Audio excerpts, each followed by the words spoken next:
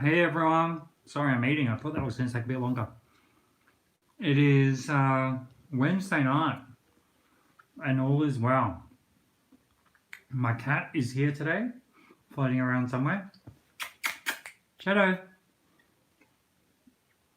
I just thought I'd come on and do a really quick recap on what's happened with the Omnibus bill. So yesterday we had people starting to send emails through and into today. So we ended up with over 10,000 emails going back as a pushback against the Omnibus bill. Going through to SARC, which is the watchdog that has a look at bills and scrutinises them. Now, from that happening, today they announced that that bill was going to be scrapped in its current form. Now, they've actually put through a secondary submission for it, and it still looks quite concerning because while they took away the detainment, the authority to detain for an unlimited amount of time, they still have left on authorized officers and PSOs, work cover people. There's a lot of things they're trying to still slip through. Now we have to have a really good look at it to get a really great understanding of it.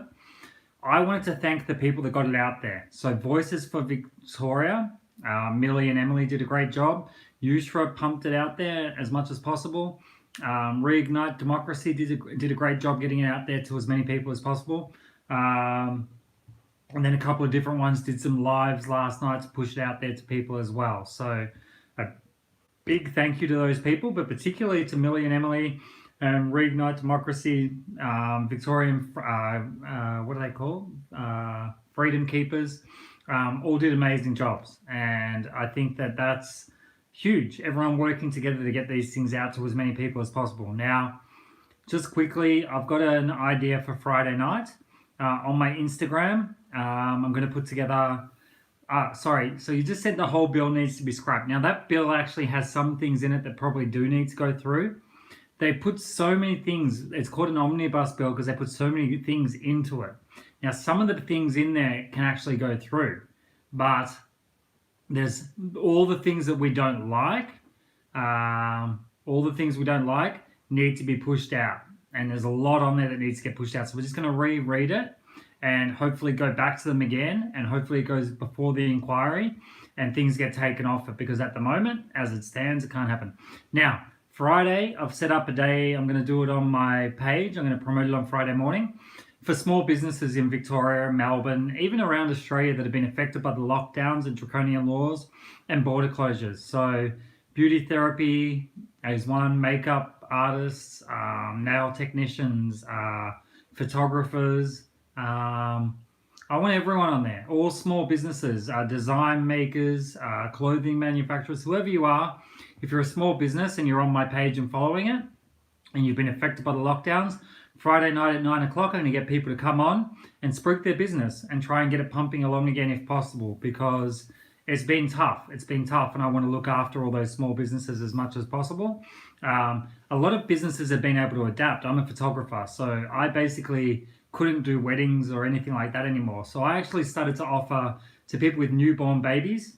So people with newborn babies, I now do video conferences with the mother or father, teach them how to use their iPhone or their camera, teach them how to put their baby in certain positions so they can get the best photos.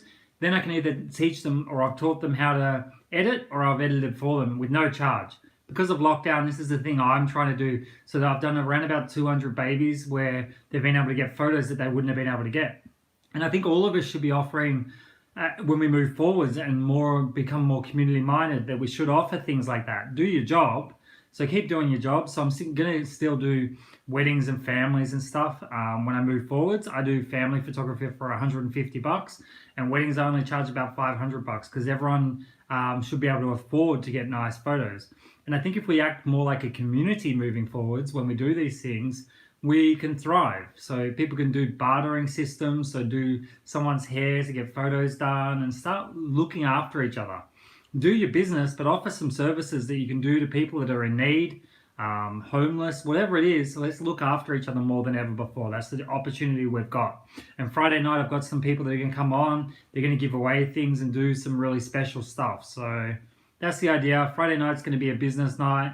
Spruik your business, just to get people back out of the doldrums of this lockdown and start acting like a community again, and acting like a community. Blah, blah, blah.